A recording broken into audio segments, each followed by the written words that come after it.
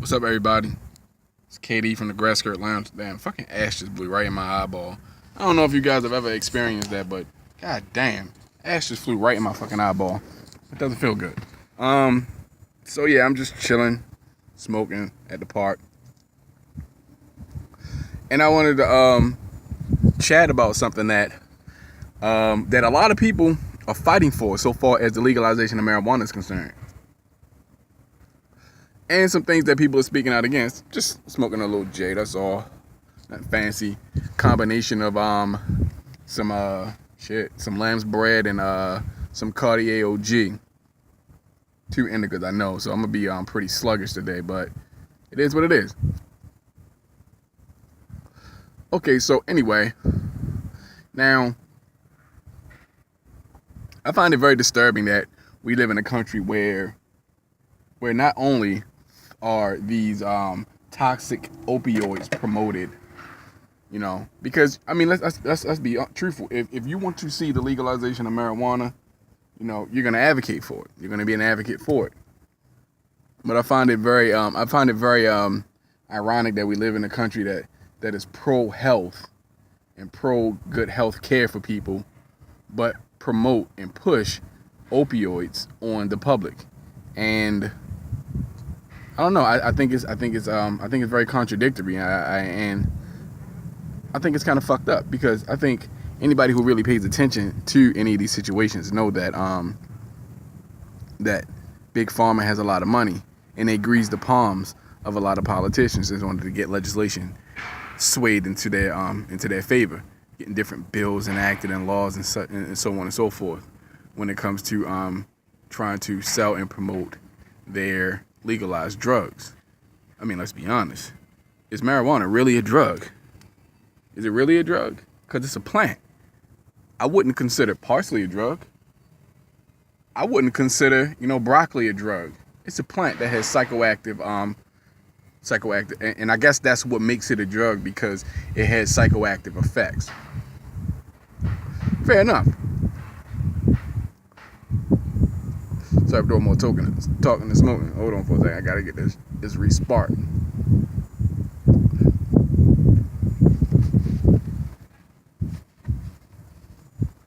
Alright, where's my lighter? Because it went out. I'm talking too much. But anyway, while I find my lighter, I'll continue on. Now, this is what I think. I think that if you are an advocate for marijuana and you believe it to be what we all know marijuana is one of the safest quote-unquote drugs that is available to anyone who is in a legal state. We live in a country where opioid addiction is constantly going up. People are ODing off of opioids. And when I say opioids, I'm talking about pills. But heroin addiction is going up. Methamphetamine addiction is going up in this country. People are using more and more harder drugs now than probably ever before. And yet, there doesn't seem to really be an outcry to stop the mass production of these opioid pills, Percocets, Ritalin, so on and so forth. You guys know, oxycodones, oxycontins, muscle relaxers. I can't remember the actual pharmaceutical name of these muscle relaxers. 800 milligram Motrins and 1500 milligrams, this, that, and the third. I mean, your body becomes chemically dependent to these drugs, which is what causes people to turn into junkies. And that's what is not being said, that these drugs are turning people into junkies. People become addicted to these drugs. Now people say that you can become addicted to marijuana. I find that very hard to believe. You may become very, very how can I say, you may become very attached to the feeling that marijuana gives you. Yeah. But now this is the difference between, and this is what I'm saying, becoming attached to the feeling of the high versus becoming addicted to the drug itself. And this is the difference. This is why you don't become addicted to marijuana, because your body doesn't become chemically dependent on marijuana. Because a lot of the cannabinoids in marijuana, your body naturally produces. It's not giving your body anything extra. But anyway, you don't become chemically dependent. there's been stretches of time where I've just stopped smoking or I couldn't smoke, and I didn't go through any withdrawal symptoms. But I do know this. I had surgery for some injuries that I had received. I had been prescribed Tylenol 3 for the pain. I started taking the Tylenol 3s, and after about a week or so, I noticed that they really weren't helping with the pain much. So, my logic is this. If that shit's not helping, I'm not going to take more. I'm just going to stop taking them. That's how I think. Most people double down. Oh, well, instead of 2 every 3 hours, I'll take 3 every 3 hours, 4 every 3 hours. I'm not going to do that to myself. I'm not a huge fan of pills anyway. So I stopped taking them. And within a day or two, I started having withdrawal symptoms. Couldn't sleep, waking up in cold sweats, dry heaving, had this feeling in my stomach like an alien was trying to burst out of it. I mean, I really went through withdrawal. I really went through that shit over some Tylenol 3s. And as I'm in the bathroom contemplating whether I should take these pills while I'm dry heaving over the toilet, I flushed those fuckers right down the toilet. I flushed them down the toilet. Because to me, it was like this. I would rather go through the pain of withdrawal and rid my body of this chemical dependency than to turn myself into a fucking junkie just because I'm too chicken shit to deal with the pain. Pain is life. Pain builds character. You know what I'm saying? Now, when I got my hands on some weed, yeah, it helped. It helped me a lot. It helped me to cope a lot better with the pain. And it actually helped with the withdrawal symptoms, which in today's world, and this happened in, man, when did this happen? This was a while ago. I don't even remember which year it was. It was in the 21st century. It was during the 21st century. It wasn't in the 90s and nothing like that. But yeah, I think that because we had the 2018 elections coming up. I think those are the primaries, I believe.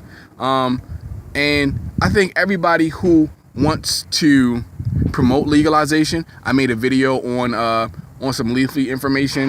You guys can check the channel for that, about what you can possibly do in your state to push for legalization. If you're in a state where it's already legal, only for medicinal purposes,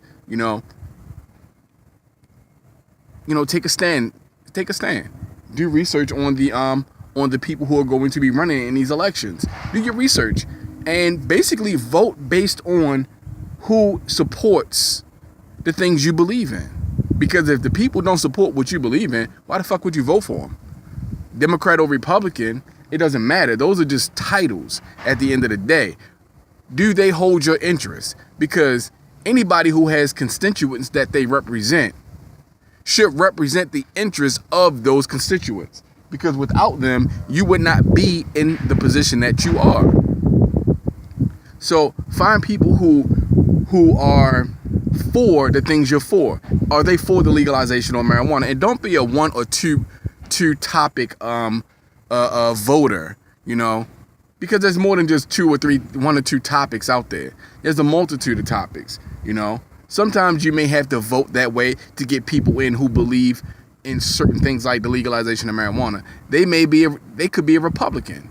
They may be a very conservative Republican, a right-wing conservative, but they believe that legalization of marijuana is legitimate. Not only will it give greater health benefits for people who need it, but it will also boost the economy of any city or state in which it is made legal. I think Colorado is proof fucking positive of that. Proof fucking positive of that, without a doubt. Without a doubt. But you have to think, what are the motivations for people in government to continue to fight against the legalization of marijuana? Who's benefiting from that? Think about it. Who is benefiting from not passing legislation which declassifies marijuana and takes it down a notch from a Schedule 1 drug to a Schedule 2 or 3 drug?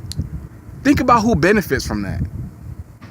The pharmaceutical companies, man. I mean, this is not fucking rocket science. They're the ones who benefit. And the people in the government are pushing for that. The people in government, unless they are on the board of directors or in any executive position in those corporations, or have a controlling or have shares in the company, or however, or have been lobbied or who have been visited by lobbyists with suitcases full of money, you know what I'm saying? What other reason do they have to be so against marijuana? Because think about it. The same people who would tell you marijuana is bad will go out and get drunk on fucking Friday and Saturday night. The same people who tell you marijuana is bad will pick up a cigarette and smoke it.